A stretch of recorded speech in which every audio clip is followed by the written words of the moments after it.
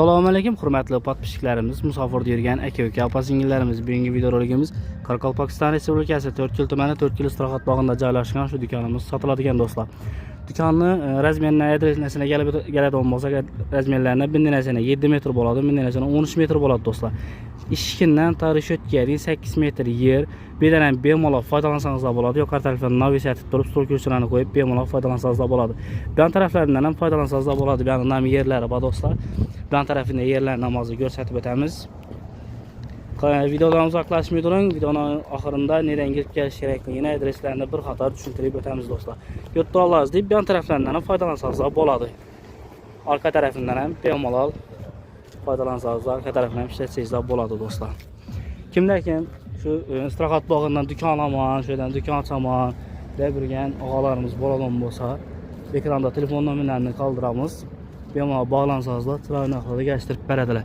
Narxına keladigan bo'lsak do'stlar, $25,000 aytib turibdi. Aytilan baho berilmedi va aytilan bahodan qaytib kelishib chiroylatib beriladi. Dokumentindan muammo yo'q do'stlar. Gaz, svet, suv gelip tuttu dostlar. Adrese keladigan bo'lsak, adresimiz bu tarafdan kelsangiz, yine istirohat bog'i do'stlar, ko'rib turalaringiz. Yine bir deyiladi diskoteka bor, ümida lotchi bor do'stlar, lotchidan yandan keyin birinchi do'kon bo'ladi. Bu tarafdan keladigan bo'lsangiz, bu tarafda yana bir mo'ki bor do'stlar. Shu deyilgan mo'ki bor.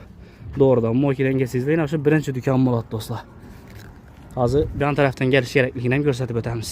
Do'stlar, do'konimizga bu tarafdan keladigan bo'lsangiz, Lenin ko'chada Madaniyat saroyi yonida svetofordan kelaverishda belgi burchakda bo'ladi do'stlar. Mening mo'ki bor. Bu tarafdan kelsangizlar, top maktab bor. Ko'pchilik biladi, top maktabdan kelgandan keyin yo'lda o'tgandan keyin birinchi shu sari do'konimiz bo'ladi do'stlar. Videoda xato kamchiliklar bo'lgan bo'lsa, oldindan uzr so'rab qo'yamiz.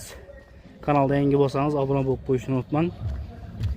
Yetkazgan vaqtlaringizga rozi bo'linglar. Keyingi videoda görüşünce sağ salomat bo'linglar do'stlar.